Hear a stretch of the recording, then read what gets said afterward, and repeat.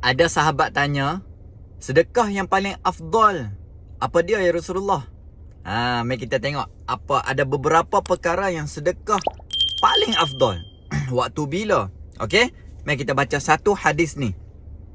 Diceritakan bahawa ada seorang laki-laki yang menemui Nabi Muhammad sallallahu alaihi wasallam, lalu dia bertanya, "Wahai Rasulullah, sedekah apakah yang pahalanya paling besar, paling afdal?"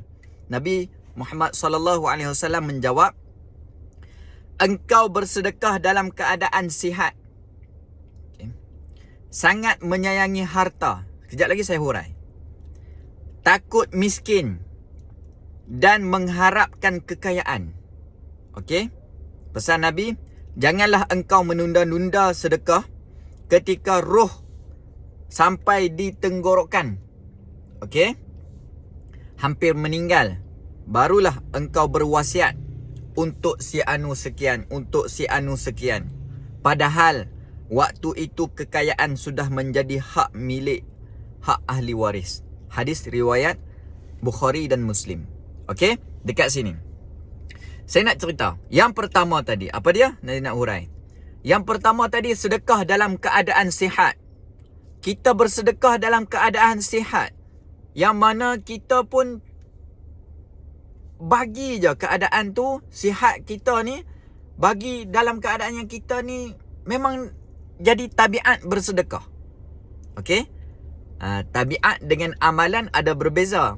Dia mengamalkan dan menjadi itu tabiat. Untuk menjadikan ia tabiat, perlu mula dengan amal. Okey? Alright. Yang kedua, apa dia? Kata Nabi, sangat menyayangi harta. Orang cermat, orang yang mana, orang yang jenis sayang sangat harta dia. Sayang sangat harta dia ni, sampai mana dia bersedekah, tapi dia sayang sangat harta dia. Contohlah, dia orang cermat. Orang yang bila berbelanja ni, dia akan catat setiap hari apa yang dia belanja. Kan? Dia beli coklat dekat anak dia pun dia tulis. Ada, saya pernah jumpa orang kaya, sedekah pun banyak, tapi setiap hari dia ada buku dia tulis apa yang dia beli setiap hari. Setiap kali dia beli. Okey, pernah jumpa tak? Okey, saya pernah jumpa orang macam tu. Jadi dia bersedekah dalam keadaan macam tu. Masya-Allah, tabarakallah. Itu adalah sedekah, antara sedekah yang paling afdal.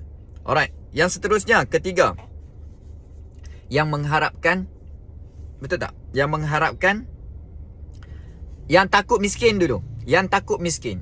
Dia ni, sedekah dia takut sekali dia habis duit dia. Ya Allah, aku buat kerana-Mu ya Allah, aku sedekah. Nampak? So, yang ketiga, takut miskin.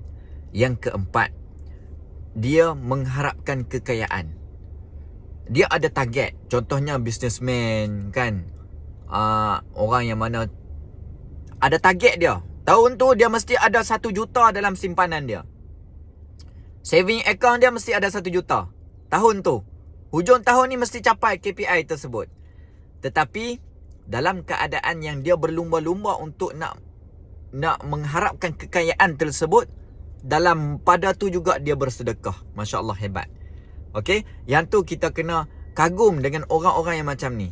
Sebab tu Nabi pesan dekat kita, kalau nak bersedekah, jangan sampai tunggu roh kita ni duduk dekat sini dah. Sebab apa? Ada ayat Al-Quran dalam surah Al-Jumu'ah, kan?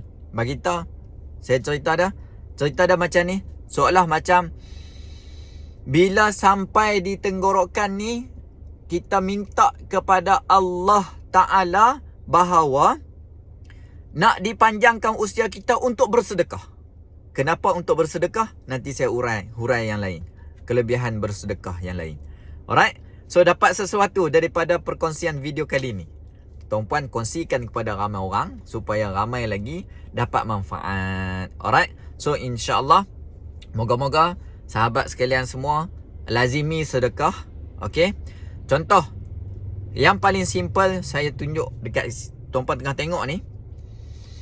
Kita hadiahkan video ni untuk orang lain supaya dia buat dalam keadaan dia tahu. Okey? Dia berjaga-jaga dalam keadaan dia mengumpul harta. Dia berjaga-jaga, dia bersedekah dalam keadaan dia takut miskin. dia bersedekah dalam keadaan dia sihat. Sihat kan? Sedekah. Sekarang ni tengah sihat, sedekah. Kalau sakit ustaz, sakit lagi lah kena bersedekah. Betul tak? Ni Nabi bagi tahu kata dalam waktu sihat afdal bersedekah. Dah kalau sakit, sakit lagi lah kita kena bersedekah. Alright? So niat dalam hati untuk nak dapatkan redha, yang mana redha Allah yang tidak ada penghujung. Alright? So kita dapat dua paling penting dalam hidup kita, ada dua, redha Allah dan dapat dikurniakan syurga untuk kita semua. Alright? So yang baik ambil, yang tak baik letak tepi. Yang mana ada pembetulan atau kesalahan dalam perkongsian saya, tolong maklum dekat saya supaya kita dapat manfaatkan ummah sekalian. Wallahu ta'ala a'lam. Assalamualaikum warahmatullahi wabarakatuh. Terima kasih sebab kongsi video ni. Saya ucap siap-siap. Okay, so jemput join group Telegram. Nanti saya akan buka, ada apa-apa perkara yang saya nak maklumkan, saya maklumkan melalui situ. Okay, wallahu a'lam. Assalamualaikum.